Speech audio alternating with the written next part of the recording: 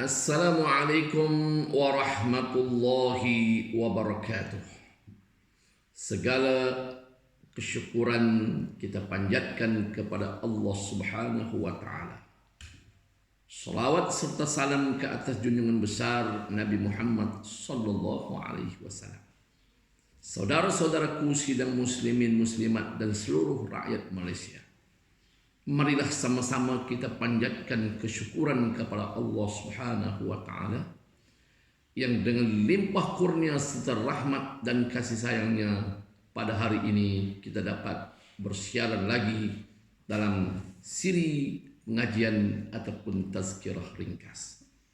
Ingin saya mengajak saudara-saudara sekalian untuk merenung kepada suatu kisah di mana satu hari Nabi sallallahu alaihi wasallam keluar daripada rumahnya, bertemu dengan para sahabat radhiyallahu anhum ajma'in.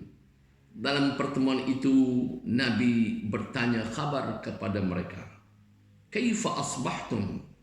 Bagaimanakah keadaan kamu semua pada pagi ini wahai sahabat-sahabatku?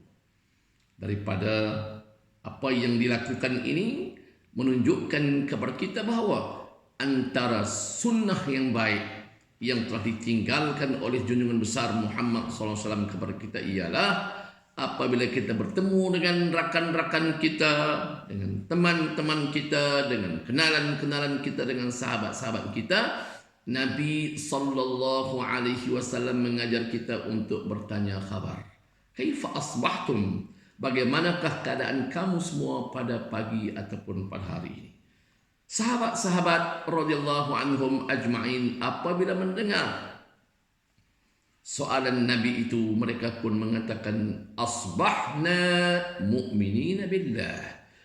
Pagi ini ataupun hari ini kami masih beriman dengan Allah Subhanahu wa taala. Asbahna mu'minina billah. Apabila sahabat-sahabat berkata asbahna mu'minina billah, kami pada hari ini, kami pada pagi ini masih tetap beriman dengan Allah Subhanahu wa taala, Nabi meneruskan persoalan baginda, wa ma alamatu imanikum? Wa ma alamatu imanikum? Apakah alamat, yakni apakah tanda, apakah bukti kamu mengatakan kamu masih beriman dengan Allah? Maka sahabat-sahabat radhiyallahu anhum ajma'in pun menjawab, alamat mengatakan kami masih beriman dengan Allah wahai Rasulullah, yang pertama, nasbiru 'alal bala. Kami sentiasa bersabar apabila ditimpa ujian ataupun bala. Maka dalil menunjukkan bahawa seseorang itu masih beriman dengan Allah Subhanahu wa taala ialah dengan cara kita hendaklah bersabar apabila ditimpa ataupun didatangi dengan sesuatu ujian. Maka sekarang seluruh umat manusia di atas muka bumi ini mengalami ujian besar. Antaranya ialah merebaknya wabak COVID-19. Maka bersabarlah dalam menghadapi ujian-ujian daripada Allah Subhanahu wa taala ini. Orang beriman, saya ulang sekali lagi, orang-orang yang beriman untuk menunjukkan bukti dan alamat keimanan kita kepada Allah Subhanahu wa taala. Apa dia? Yang pertama jawab para sahabat, nasbiru 'alal bala. Kami sentiasa bersabar di atas bala ataupun ujian-ujian yang datang ataupun menimpa kami. Yang kedua, wahai Rasulullah, dalil alamat bukti kami beriman dengan Allah Subhanahu wa taala ialah wa nashkuru 'alal raha.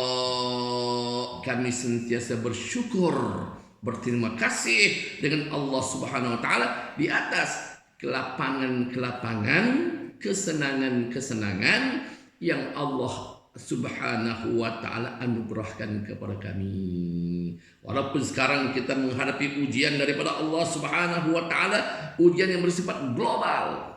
Sama ada orang itu berimankah, orang itu Islamkah, orang itu tak Islamkah, orang itu rajin buat maksiatkah, orang itu rajin beribadat kepada Allah Subhanahu wa ta'ala kah? Allah masih lagi memberi kesenangan kepada kita. Maka marilah sama-sama kita menginsafi diri kita untuk kita kembali kepada Allah Subhanahu wa taala, menjadi manusia-manusia yang pandai bersyukur dengan segala nikmat yang Allah Subhanahu wa taala anugerahkan kepada kita. Wa nashkuru 'ala ar-raqa, walaupun ujian yang sedang dialami ini, namun Allah Subhanahu wa taala masih lagi memberikan rezeki kepada kita, wahai saudara-saudaraku. Allah Subhanahu wa taala memberikan keamanan kepada kita, wahai saudara-saudara dan anak-anakku sekalian. Maka bersyukurlah dengan nikmat yang sedang kita nikmati dan sedang kita kecapi ini. Dan yang ketiga, alamat, tanda, bukti, dalil mengatakan kami masih beriman dengan Allah Subhanahu wa taala, wahai Rasulullah, ialah wa narda bil qada.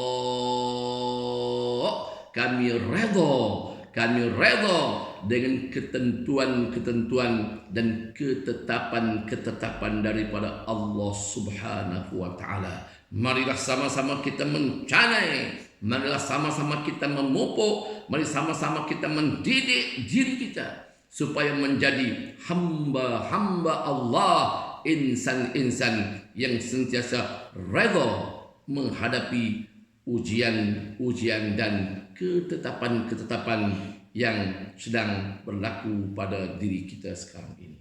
Itulah di antara paparan ilmu yang dapat kita berkongsi pada hari yang mulia ini. Hari Jumaat menggantikan khutbah Jumaat, menggantikan tazkirah di masjid-masjid. Kita gantikan dengan tazkirah ringkas seperti mana yang sedang diadakan pada hari ini.